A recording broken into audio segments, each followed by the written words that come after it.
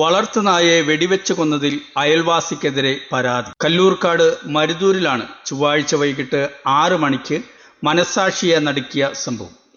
പുലക്കാശ്ശേരിയിൽ ബാബുവിന്റെ വളർത്തുനായയെ കൊലപ്പെടുത്തിയതിനെതിരെയാണ് അയൽവാസിയായ കുറവക്കാട്ട് സബിനെതിരെ കല്ലൂർക്കാട് പോലീസ് സ്റ്റേഷനിൽ പരാതി നൽകിയത്. നായയെ വകവരുത്തിയ ശേഷം സബിൻ ഉടമയായ ബാബുവിനെ വിളിച്ചുവെന്നും ചേട്ടന്റെ നായയെ അബദ്ധത്തിൽ കൊലപ്പെടുത്തിയെന്നും അബദ്ധം പറ്റിയെന്നും പറയുന്നു. പിന്നീട് വീട്ടിലെത്തിയപ്പോഴാണ് ഉടമ അറിയുന്നത് മനഃപൂർവ്വം വെടിവെച്ച് കൊന്നുവെന്ന്, അബദ്ധമല്ല എന്നും.